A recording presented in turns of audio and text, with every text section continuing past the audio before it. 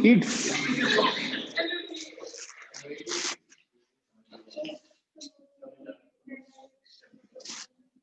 Thermal physics की वो branch है which deals with the transfer of heat and its conversion into useful work. Heat and dynamic means changing. तो एक ऐसा है यहाँ पर सिस्टम जिसमें हम क्या देखेंगे, क्या पढ़ेंगे कि कैसे हीट कन्वर्ट होती है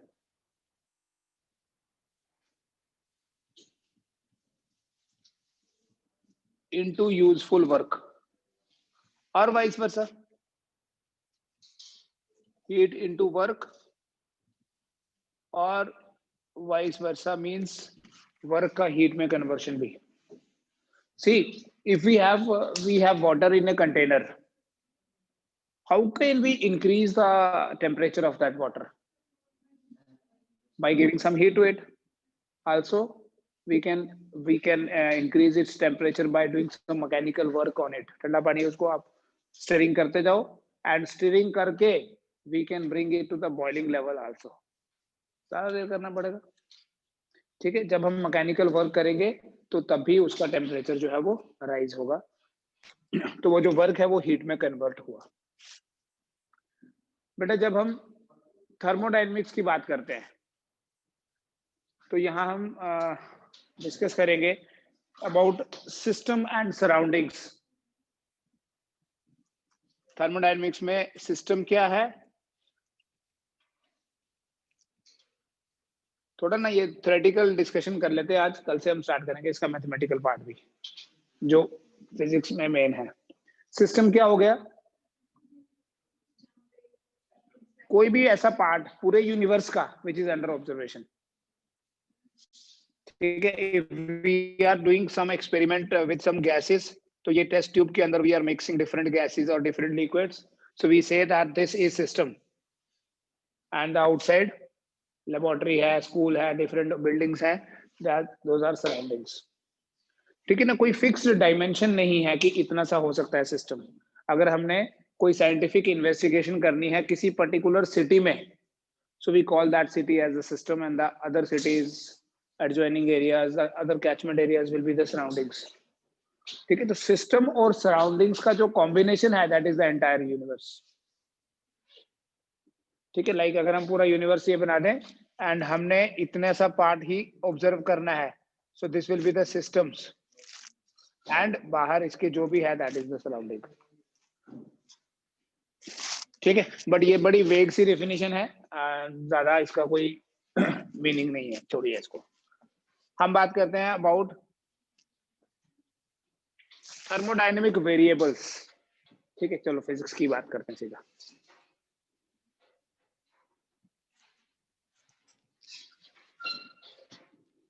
वेरिएबल्स कौन सी क्वांटिटीज को बोलते हैं वेरिएबल्स, जिनका वैल्यू चेंज हो सकता है. वी हैव 4 वेरिएबल्स जो हमने फिजिक्स में पढ़ने हैं. One is temperature, the other is pressure, volume and the amount of heat.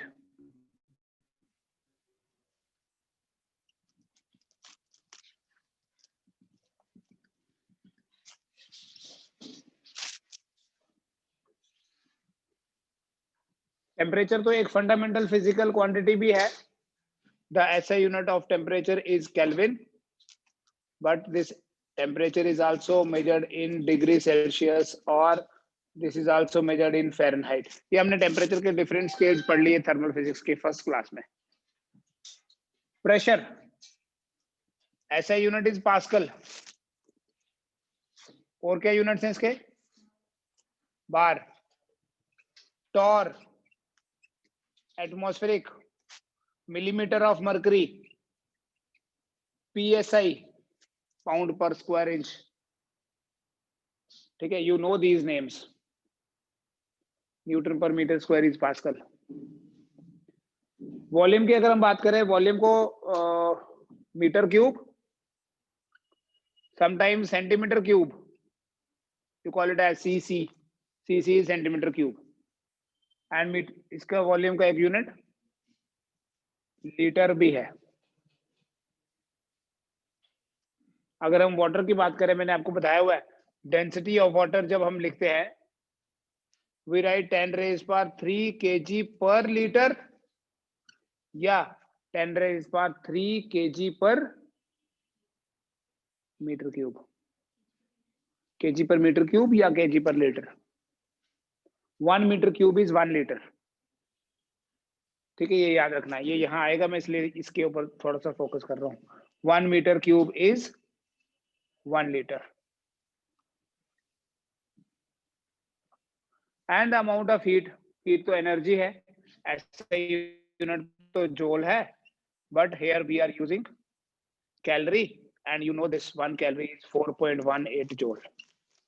ये थर्मोडायनेमिक वेरिएबल्स हैं जिनके ऊपर हमारा मेन फोकस रहेगा।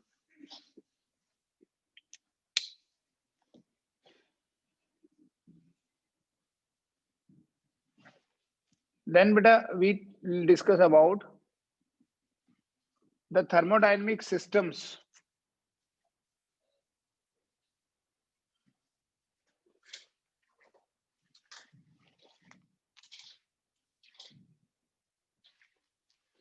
We have isothermal system.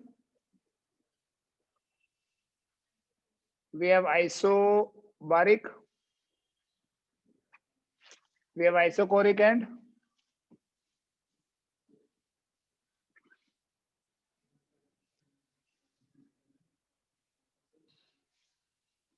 adiabatic.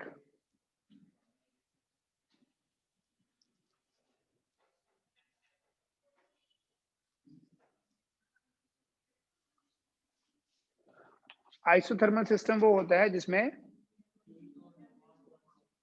Delta T 0 होगा, जिसमें टेम्परेचर कांस्टेंट रहता है, तो चेंज इन टेम्परेचर 0 होगा। डेल्टा T बोलो या DT भी बोलेंगे, हम तो DT लिख रहे हैं। ठीक है, और in simple words iso word का मतलब है सेम, तो आइसोथर्मल का मतलब एक ऐसा system which takes place at same temperature. कोई मुझे एग्जांपल बताओ आइसोथर्मल प्रोसेस की। कप ऑफ टी, क्या cup of tea? Temperature constant होता है कप ऑफ टी। उबली हुई चाय पी ली, boiling, melting, these are isothermal processes. Melting of ice takes place at 0 degree Celsius. जब तक सारी की सारी आइस मेल्ट नहीं होती, टेम्परेचर रिमेन 0, पढ़ा हमने थर्मल फिजिक्स में भी।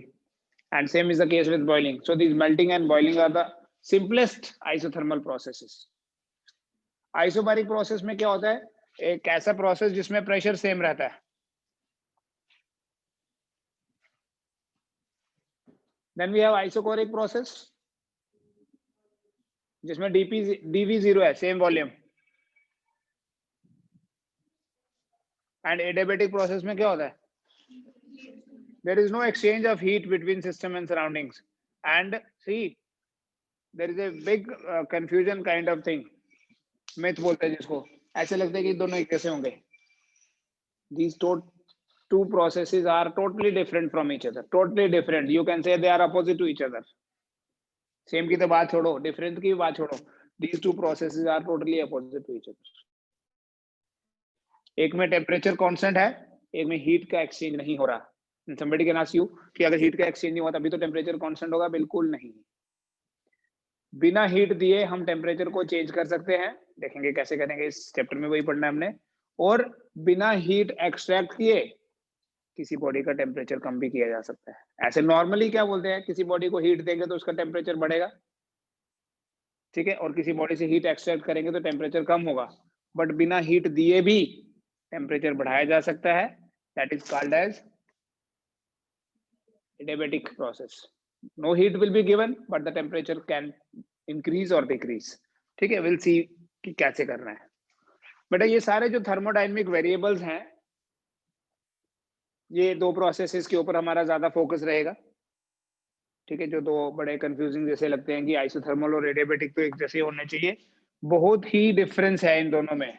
जो आइसोथर्मल प्रोसेस होता है, अभी तो मैं ब्रीफ में बताऊंगा, जो आइसोथर्मल प्रोसेस होता है वो स्लो होता है, और जो एडियाबेटिक प्रोसेस है that is sudden.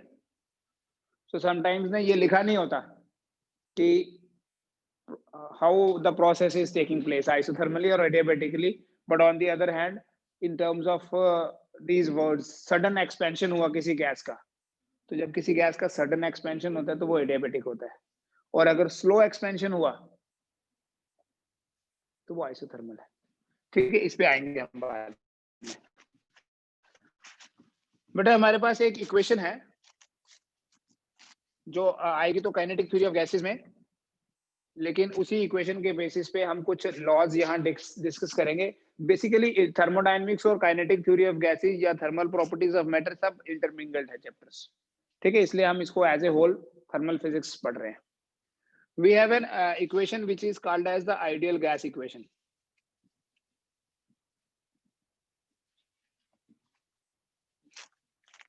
And in this equation we have pressure, volume and temperature. चार में से तीन वेरिएबल इसमें है। ठीक है, so let us first discuss this. We write, so you have studied this in chemistry also. ठीक है, कोई ज्यादा एक्सप्लेनेशन नहीं चाहिए आपको यहाँ पर। P into V equals to nRT. P is pressure, V is volume, N is the number of moles, R is the ideal gas constant, and T is the absolute temperature. You cannot take temperature in degrees Celsius or Fahrenheit. It is always in Kelvin. Always by default it is Kelvin. ठीक है, R का जो value है that is 8.31 joule per mole per Kelvin. ठीक है, मैंने unit बता दिया आपको थोड़े दिन पहले। एंड इसी को आप लिख सकते हैं 2 कैलोरी पर मोल पर केल्विन, क्योंकि P into V, pressure into volume is always work, joule में होगा। ठीक है, number of moles and kelvin.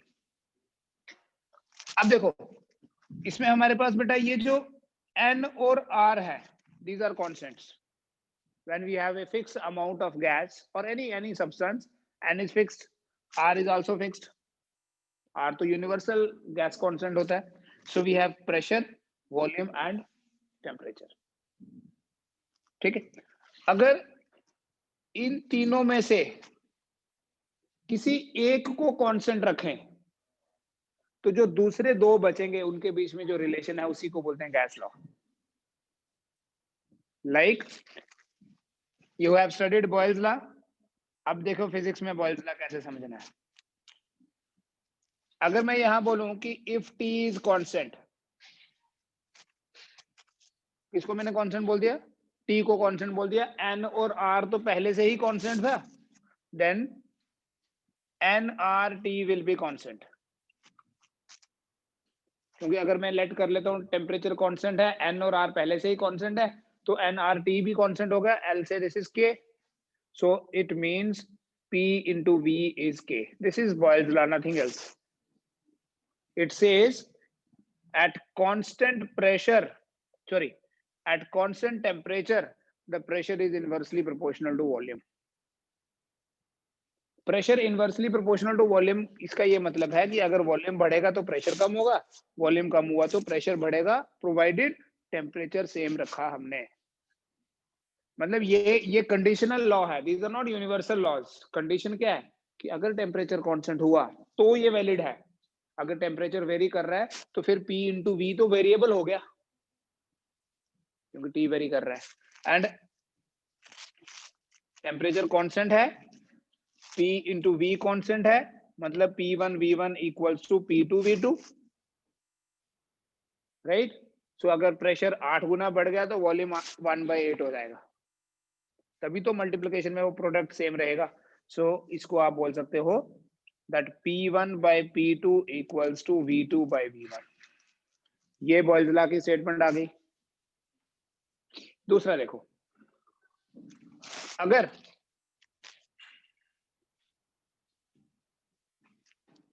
Capital N ले लो मैं, is the total number of molecules, किसी गैस मॉलिक्यूल के n नंबर हैं, n मॉलिक्यूल्स हैं, जैसे we have n number of students here, तो पर यूनिट वॉल्यूम कितने होंगे? देन अब ये वाला n भूल जाइए, we have put it constant k because we have very few letters. Then number of molecules per unit volume will be equal to n by v. Total है capital N molecules, volume V से divide किया तो आ गए number of molecules per unit volume. So बेटा यहां से आपके पास V कितना आ गया, capital N by N, and यहां लिखा P into V is K. Since P into V constant है, so we can say P into N by N is constant. तो क्या हम ये बोल सकते हैं that P is equal to NK by N. यहां से इधर आ गया मैं, N कांस्टेंट है नहीं, K कांस्टेंट है और N कांस्टेंट है, कितने मॉलिक्यूल्स हैं दैट इज फिक्स्ड, तो P is directly proportional to N. ये वाला N इस N से डिफरेंट है. आप इस N को ना P इक्वल्स टू NRT की जगह म्यू RT लिख सकते हैं. Mu is the number of moles.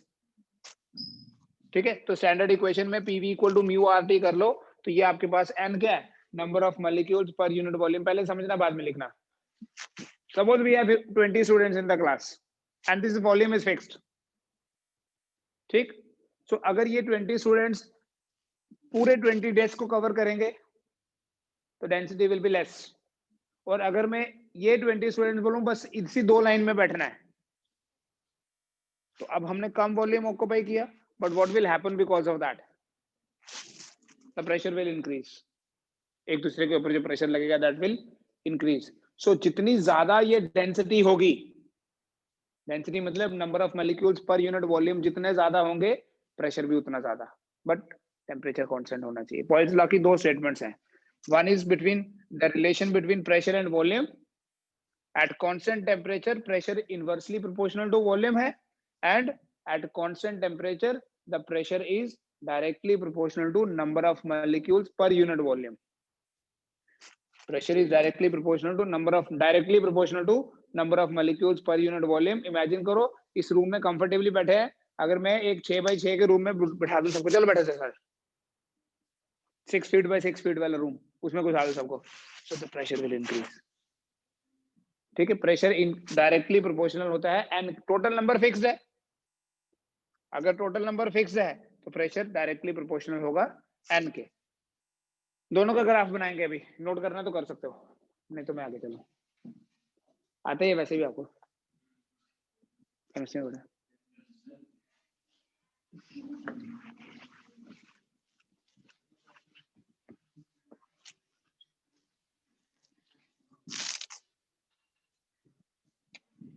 So what will be the shape of graph between pressure and volume?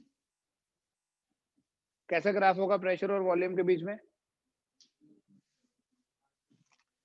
इस इक्वेशन का graph PV equals to K will be like this. This is called rectangular hyperbola. P equal to K by V.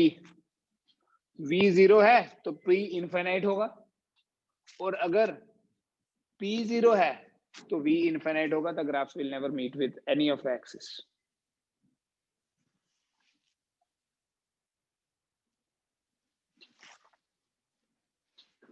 और अगर यही graph बनाना है between P and N,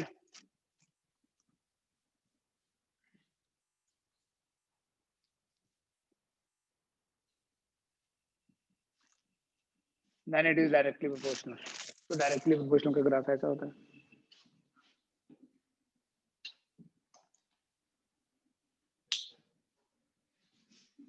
thank you.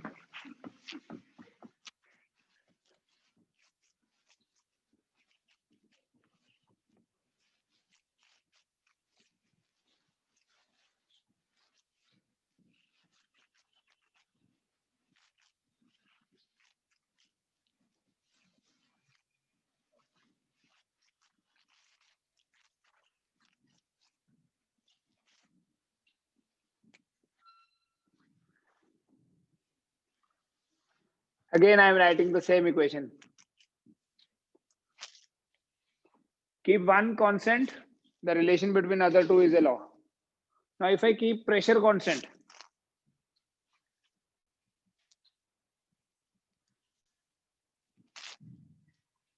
we write V equal to mu R by P into T. Pressure constant है तो mu R by P भी constant ही हो गया, ठीक है. के ही बोल दो, के डैश बोल दो, कोई फर्क नहीं पड़ेगा. V is equal to k T means V is directly proportional to T. So this is charge law. At constant pressure, the volume is directly proportional to the absolute temperature. Statements लिख लेना, वही statements हैं जो है वो तो मैंने change नहीं करी है. And in the similar way, this is Charles law. V directly proportional to T का मतलब अगर V1 है directly proportional T1 के, V2 T2 के, तो V1 by V2 क्या हुआ? T1 by T2.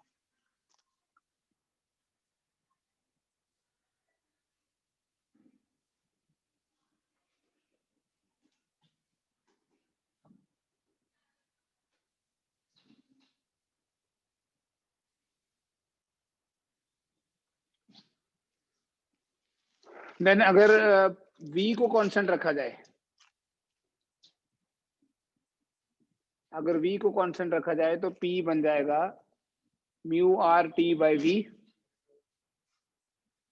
Again mu R by V हो गया कांस्टेंट, तो P is directly proportional to, ये भी है कोई law, this called as pressure law और कॉल्ड एज गे-लुसाक्स लॉ. पढ़ा है? So we write P1 is directly proportional to T1, P2 is directly proportional to T2. So यहाँ पर P1 by P2 आ गया T1 by T2 के बराबर.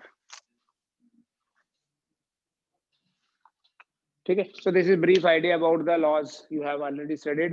अब directly proportional है तो graph you can easily make. Straight line. कैसी वाली straight line? We have even a circle is a straight line. Circle is also a straight line, combination of small straight lines. So मुझे बताओ अगर V directly proportional to T है 45 degree पे जाएगा तो T और V ग्राफ यहां से शुरू कर दूं ऐसे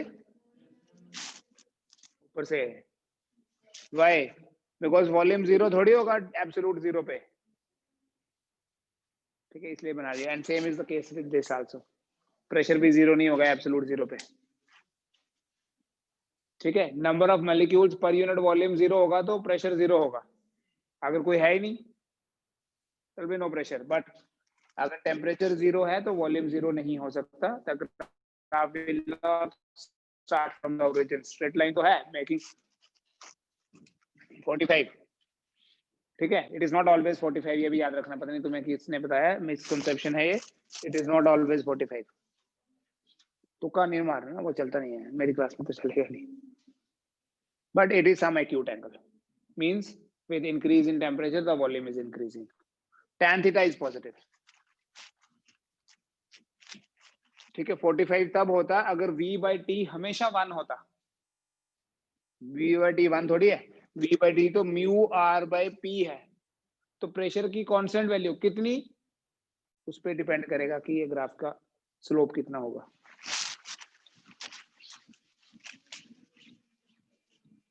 बट जनरली ऐसा लगता है स्ट्रेट लाइन मतलब 45 क्या जाता है हमारा, जान दो 45. किसी न किसी के पास तो हो गई ये 55 के या 35 के.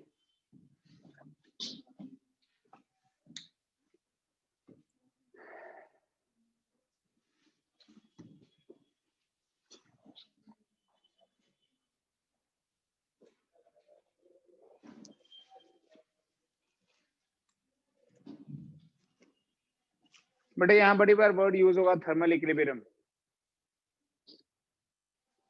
And zeroth law of thermodynamics.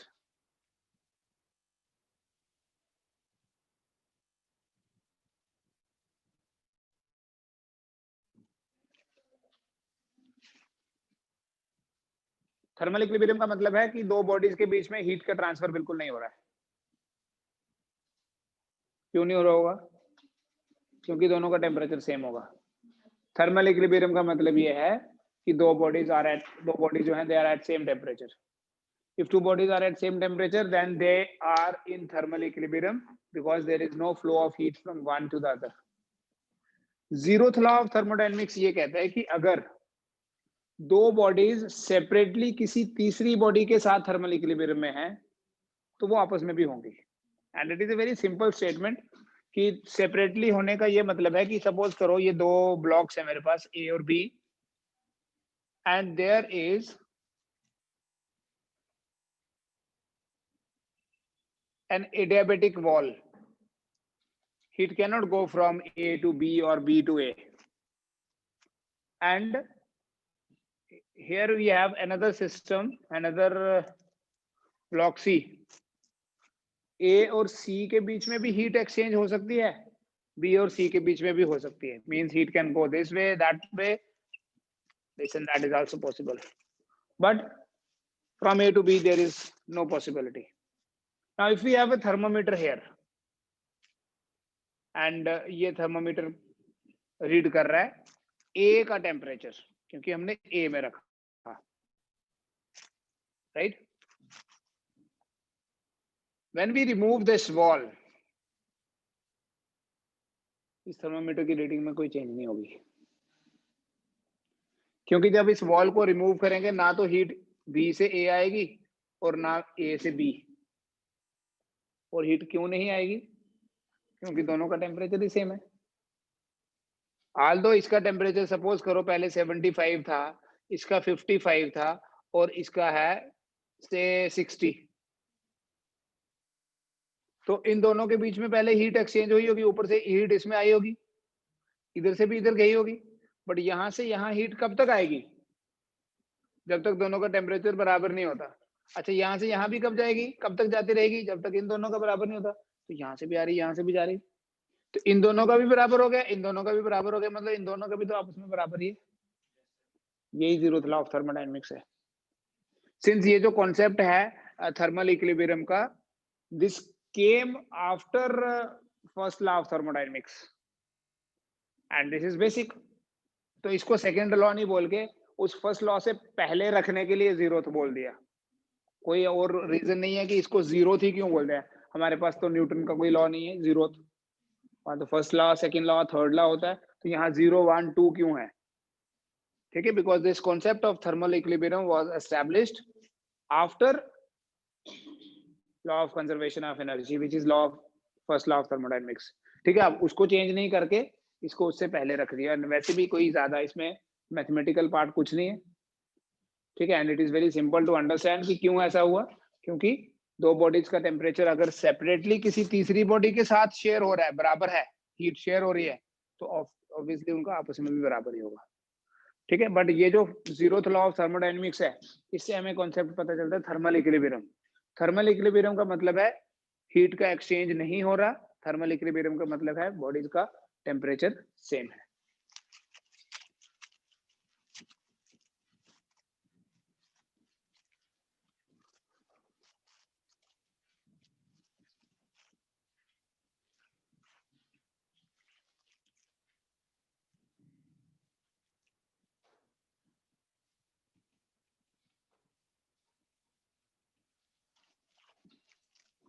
Internal energy, किसी थर्मोडायनेमिक सिस्टम में इंटरनल एनर्जी जो है that is sum of kinetic energy and potential energy.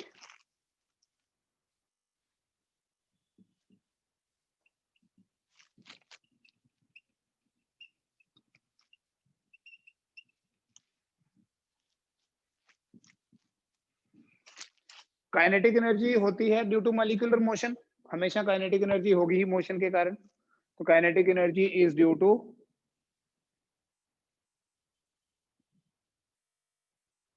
molecular motion यहाँ, and potential energy is due to molecular configuration. That is why if internal energy is E, it is K plus U. K क्या है? Kinetic energy and you is potential energy. बेटा अगर कोई thermodynamic system हमारे पास gas की form में है, सम gaseous system, तो किसी गैस में मॉलिक्यूलर कॉन्फ़िगरेशन नहीं होती। Gases do not have any proper volume. There is no molecular interaction among the gas molecules, and when there is no interaction, there is no potential energy. इसलिए किसी gaseous system के लिए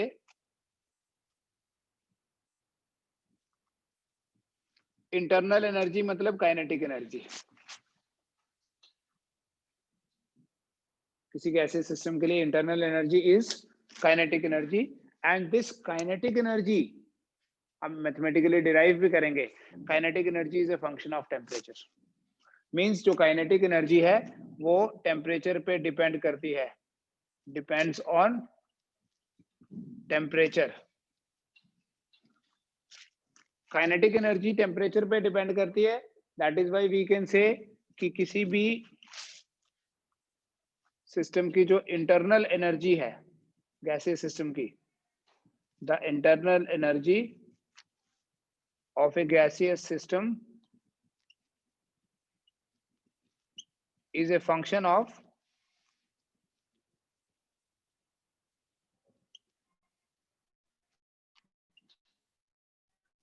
temperature only। अगर temperature change नहीं होगा तो internal energy भी change नहीं होगी।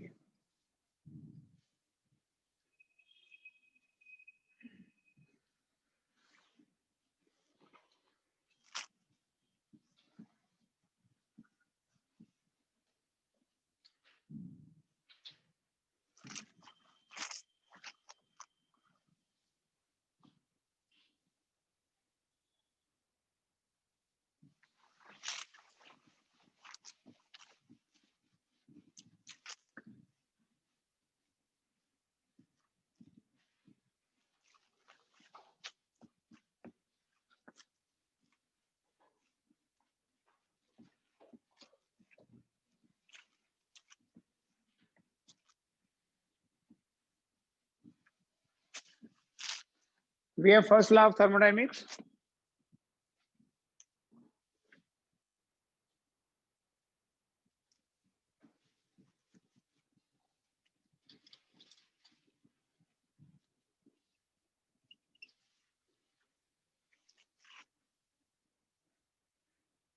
And simply this law is law of conservation of energy। ठीक है, लेकिन वही स्टेटमेंट नहीं लिख देनी है law of conservation of energy की। देखो सपोज कोई हमारे पास सिस्टम है in the form of a gas and we have some container, we have some gas।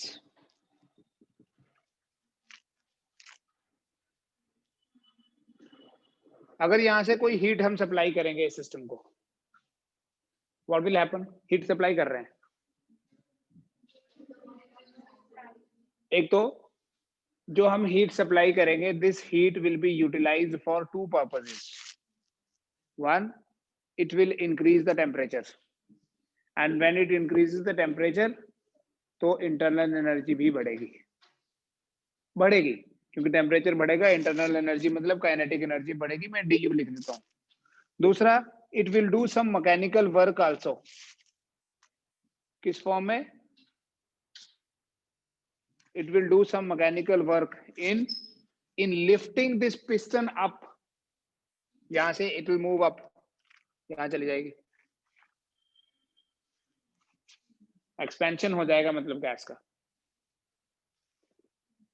ठीक है, ये है एनर्जी कंजर्वेशन कि जितनी भी एनर्जी हम देंगे उसका कुछ पार्ट इंटरनल एनर्जी को बढ़ा देगा और कुछ पार्ट जो है वो वर्क करेगा। बेटा एज्यूम करो कि इस पिस्टन का एरिया ऑफ क्रॉस सेक्शन जो है वो ए है और पिस्टन यहां से यहां मूव कर गई थ्रू ए डिस्टेंस dx। आपको पता है वर्क होता है force into distance, so we write this dw equal to f into dx। लेकिन अगर ये पिस्टन आपको ऐसे दिख रही है, it is like some area. अगर यहां से इसके ऊपर जो प्रेशर लग रहा है वो P है, तो फोर्स की जगह लिख सकते हैं P इंटू ए।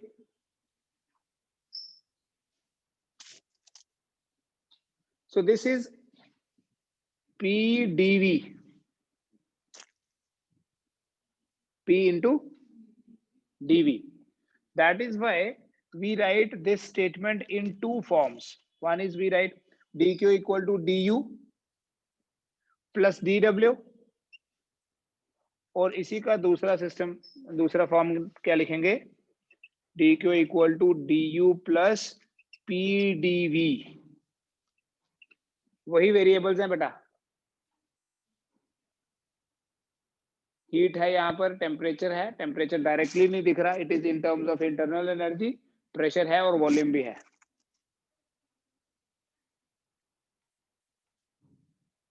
तो एक फॉर्मूला ये भी आप याद रखें, work is F dot F dx and also equal to P dV, but don't get confused here. This P is not power and this V is not velocity. Work is power होता है force into velocity.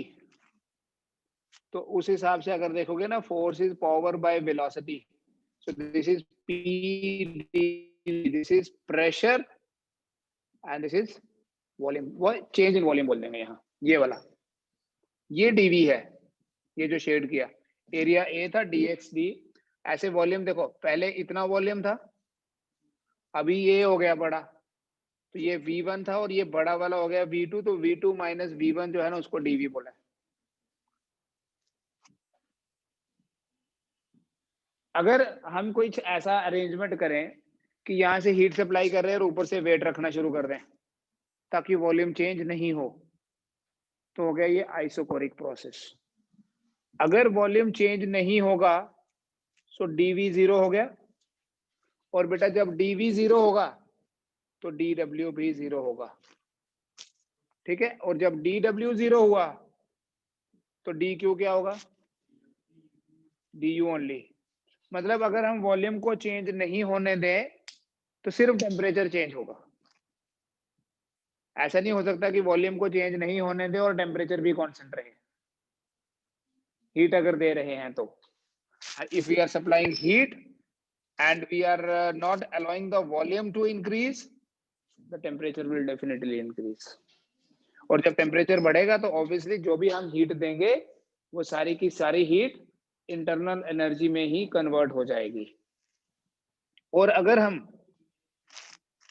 हम temperature नहीं change होने दें, heat दे रहे सिस्टम को, we are giving heat to the system, but temperature change नहीं होने दें तो इंटरनल एनर्जी में भी चेंज नहीं होगा.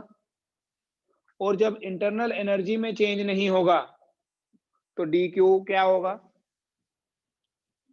PdV, मतलब वॉल्यूम चेंज होगा ही होगा.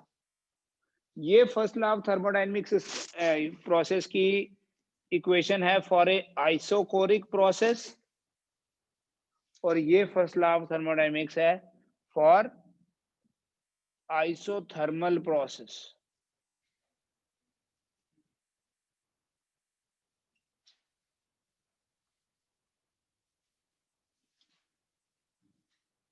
तो फिर एडियाबेटिक प्रोसेस के लिए फर्स्ट लॉ ऑफ थर्मोडायनेमिक्स क्या बनेगा, बताओगे?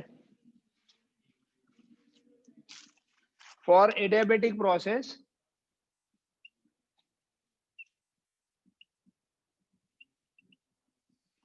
dQ equals to 0, du plus pdv equal to 0. तो बेटा du क्या बना,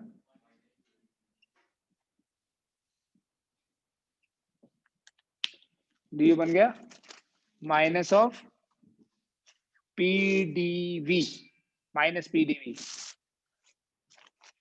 मतलब अगर dv पॉजिटिव है